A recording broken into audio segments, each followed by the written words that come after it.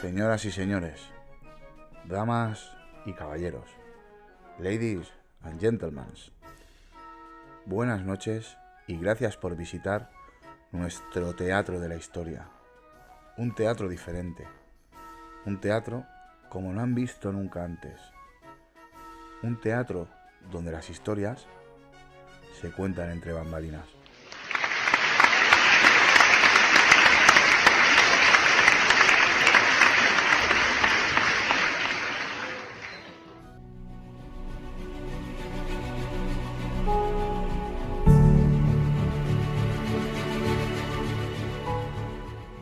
La guerra es el arte de destruir hombres. La política es el arte de engañarlos. Jelly Ronda Lambert.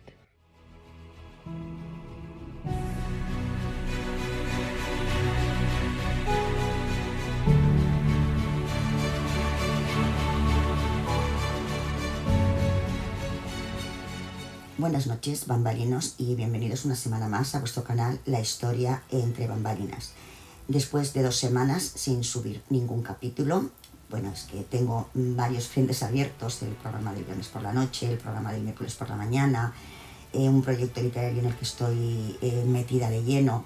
En fin, tengo muchos frentes abiertos y no doy abasto para todo, y por esa razón esta temporada, a diferencia de la temporada pasada, los capítulos de historia los subiré cada 15 días y no cada semana, pues prefiero hacerlo bien y traeros historias interesantes, de esas que se escriben entre bambalinas, a hacerlo mal y subir cada semana un capítulo pero mal hecho.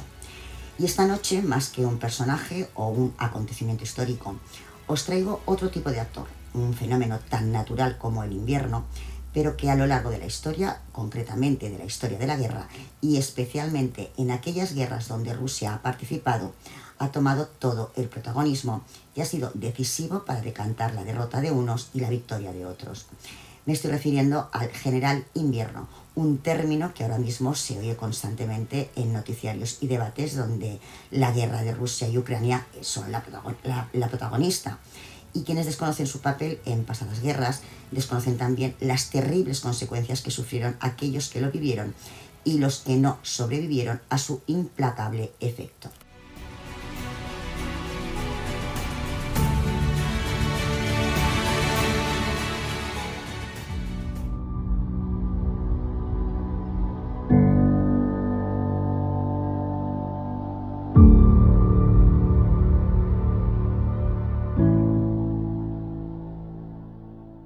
Hace ya 10 meses que Putin decidió invadir Ucrania, iniciando así una guerra que a priori iba a ser una guerra relámpago, pero que en la práctica, y a medida que el conflicto se recrudecía, ha quedado demostrado, y si no se ha visto algún tipo de alto al fuego y una negociación para alcanzar la paz a corto plazo, se prolongará más de lo deseado. Y una vez pasado el verano y el otoño, al igual que aquí, allí también ha llegado el invierno, con la diferencia de que las temperaturas en Ucrania y Rusia en nada se parecen a las que tenemos en España, por mucho frío que haga. Así que la llegada del general invierno puede que haya sido el factor determinante para que Putin haya ordenado acelerar la campaña de bombardeos estratégicos contra la red de suministro eléctrico de Ucrania, con el único fin de privar de luz y calefacción a los ucranianos. Pero, ¿qué o quién es el general invierno? A lo largo de la historia de la guerra, el general invierno, con el apoyo incondicional de los suboficiales Nieve y Barro, ha sido el gran aliado de los rusos o soviéticos, dependiendo de la época, a la hora de defender su patria de los intentos de invasión de enemigos nada acostumbrados al cruel y despiadado invierno ruso. Incluso los suecos, en teoría más acostumbrados a este clima, sufrieron las consecuencias cuando, durante la Gran Guerra del Norte entre Suecia y Rusia en el año 1708, el ejército del monarca sueco Carlos XII se enfrentó a uno de los peores y más crudos inviernos de la historia en Ucrania, hasta el punto de que 1/4 parte de su ejército y la mitad de los caballos murieron congelados.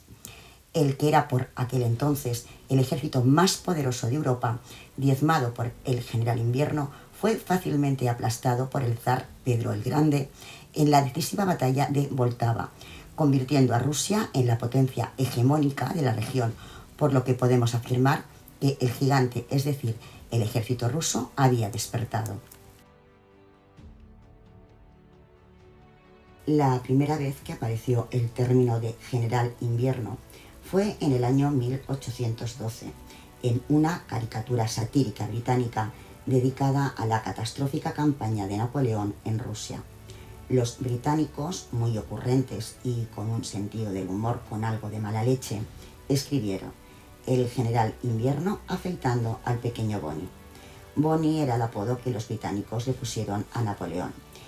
Y más allá de la sátira, los británicos dejaron constancia de cómo los franceses sufrieron en sus carnes el inclemente general invierno, cuando en 1812 la Gran Armée de Napoleón, formada nada menos que por 691.500 hombres, el mayor ejército jamás formado en la historia europea hasta ese momento, enfiló el camino hacia Rusia.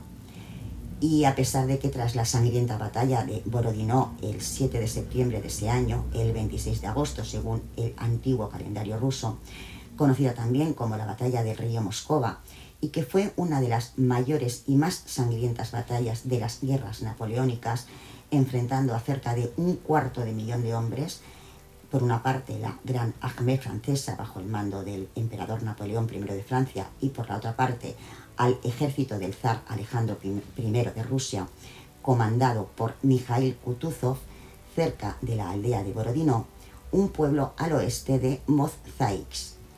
Una batalla, por otra parte, que fue tácticamente poco concluyente para ambos ejércitos y que solo las consideraciones estratégicas de la misma forzaron a los rusos a retirarse, pero que envalentonó a un Napoleón enfermo que sufrió fiebres durante toda la batalla. Pues bien, pese a lo sangriento del enfrentamiento entre los dos ejércitos, las tropas napoleónicas entraron en Moscú, pero como era de esperar, el zar Alejandro I no se rindió. Eso sí, Moscú era una ciudad fantasma, vaciada unos días antes, sin nada que echarse a la boca. Una ciudad que la misma noche de la ocupación francesa fue devorada por el fuego en un incendio que, ordenado por el general Kutuzov en su política de tierra quemada, arrasó la ciudad. Aquella victoria dejó a Napoleón en una situación muy complicada, ya que estaba lejos de sus bases logísticas, sus líneas de comunicación eran vulnerables y el despiadado y cruel invierno ruso se acercaba firme e inexorable. La aventura rusa del emperador Napoleón se iba a convertir en un auténtico desastre para la Gran Armée cuando se vio obligada a iniciar una de las más trágicas retiradas de la historia, hostigada duramente por el ejército ruso y golpeada una y otra vez por el general invierno y sus suboficiales Nieve y Barro. Y 3 meses después de aquella ilusoria victoria en Borodino, en diciembre de 1812, apenas el 20% del gran ejército de Napoleón conseguía salir de Rusia. La historia entre bambalinas con María Barbancho, donde se cuenta la historia sin juicios ni prejuicios. El fracaso de Napoleón debería haber sido un aviso para los grandes ejércitos que después de él decidieran adentrarse en tierras rusas para conquistarlas en invierno, pero en contra de lo esperado no fue así. Más de un siglo después, en plena Segunda Guerra Mundial, otro megalómano que, al igual que Napoleón, aspiraba a dominar el mundo, cayó en la misma trampa que su antecesor en el afán por conquistar tierras rusas. El 22 de junio de 1941, Adolf Hitler llevó a cabo la mayor campaña terrestre de la historia, la conocida como Operación Barbarroja, para la invasión de la Unión Soviética, y que a su vez supuso la ruptura del acuerdo que ambas potencias firmaran tan solo 2 años antes. 3.400 tanques y casi 4 millones de hombres avanzaron organizados en 3 ejércitos, el grupo norte hacia Leningrado, el central hacia Moscú y el sur hacia Ucrania. En pleno verano, cuando tuvo lugar la invasión, los alemanes avanzaron sin grandes dificultades, hasta que los soviéticos los frenaron en Leningrado, Smolensk y Kiev. El grupo de ejércitos centro, la más poderosa de las 3 formaciones alemanas que participaron en la invasión a la Unión Soviética, se vio obligada a ceder unidades al grupo de ejércitos norte, que se encontraron con serios problemas para finalizar el sitio de Leningrado y para tomar Kiev. El inesperado cambio de planes supuso que el grupo de ejércitos centro tardara 2 meses en reorganizarse, por lo que la ofensiva hacia Moscú se retrasó hasta finales de septiembre, es decir, cuando ya había empezado el otoño, y entonces aparecieron las primeras lluvias y el barro frenó el avance de las divisiones motorizadas alemanas. Y en noviembre llegó el frío y con él las heladas, que endurecieron las carreteras hasta entonces enfangadas. El problema que se planteó entonces era decidir si convenía retomar la ofensiva o, por el contrario, pasar a la defensiva en las posiciones alcanzadas. Pero claro, Hitler estaba embriagado por el éxito de las anteriores operaciones militares en los países invadidos de Europa y optó por retar al invierno y también al ya reorganizado ejército soviético alrededor de Moscú. Pero con el invierno ya encima, las condiciones meteorológicas se endurecieron con temperaturas de hasta 40 grados bajo cero, un frío insoportable y que fue decisivo para cortar por lo sano las aspiraciones de Hitler en su megalómana idea de conquistar la Unión Soviética.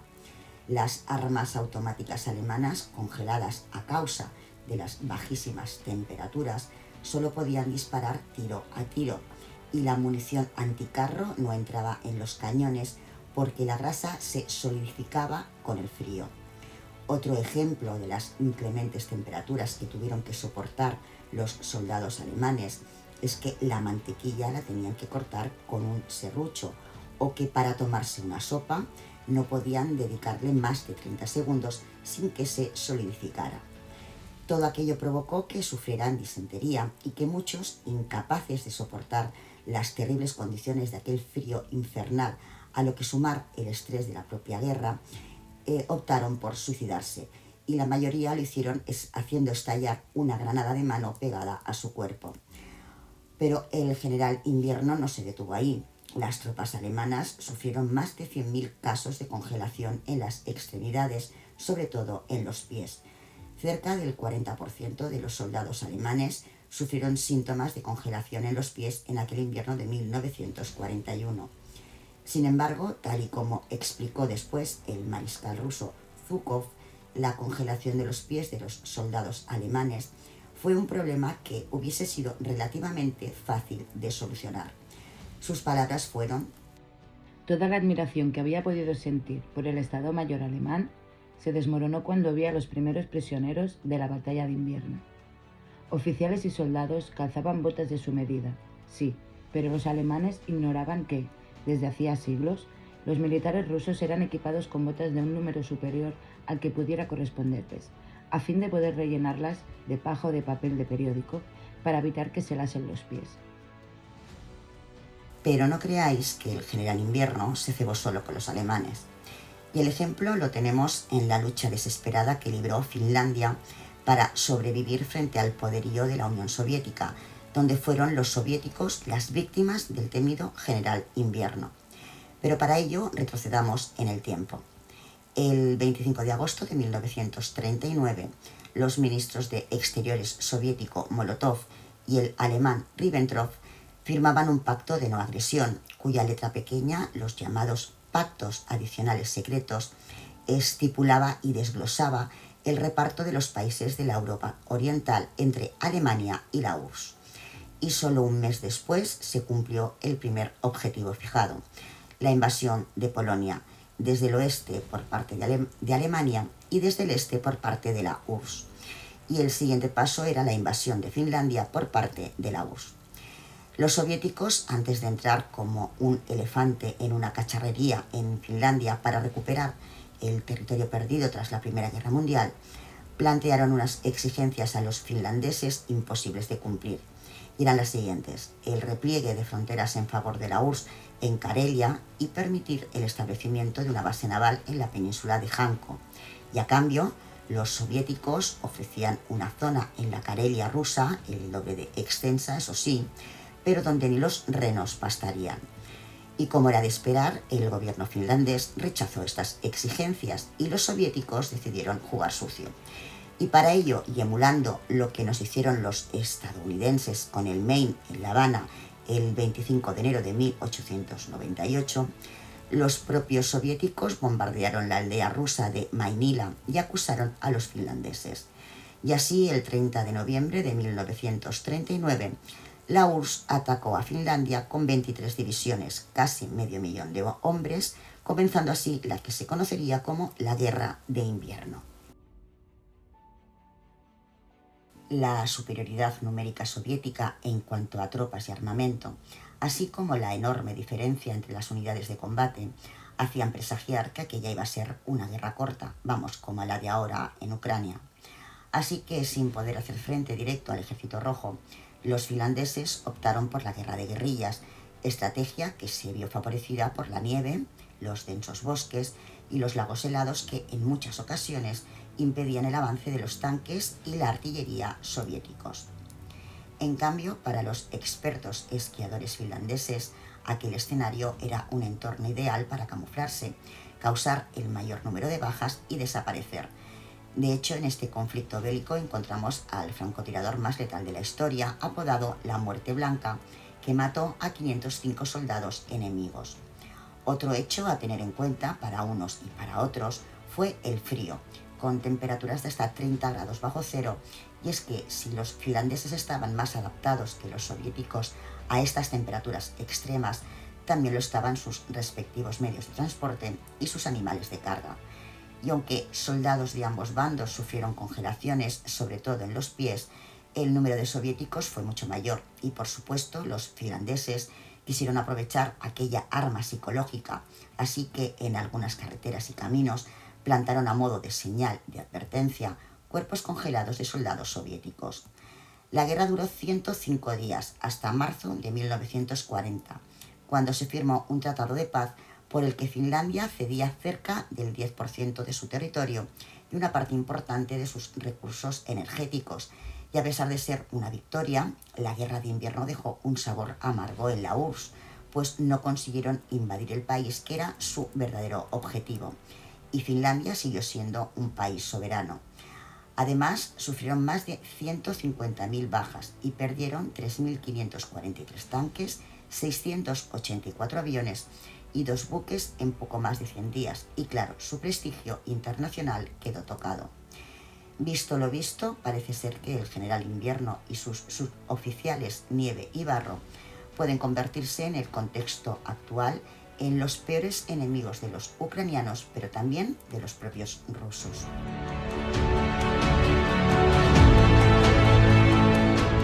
La historia entre bambalinas con María Barbancho, donde se cuenta la historia sin juicios ni prejuicios.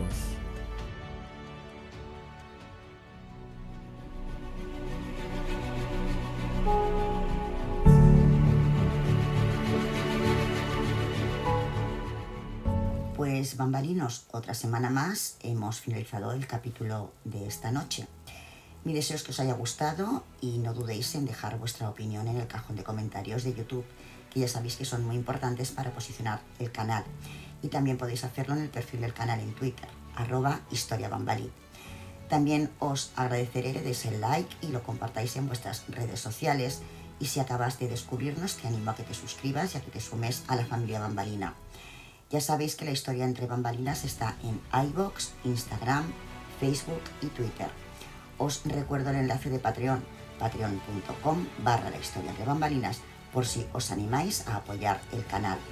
Y antes de despedirme, recordaros la cita del viernes a las 10 de la noche en Club Noctámbulo, nuestro programa de radio que emitimos en directo en Gran Vía Radio, en el 95.8 de la FM en Barcelona, en el 97.0 de Madrid, en el 100.1 de Onda Joven Sevilla, en el 92.1 de las Islas Canarias, en granviaradiofm.es y aquí en vuestro canal La Historia entre Bambalinas. Y ya os avanzo que tenemos preparado un verdadero programón. Hasta entonces os deseo felices sueños y no olvidéis lo más importante: vivir y disfrutar de vuestra propia historia.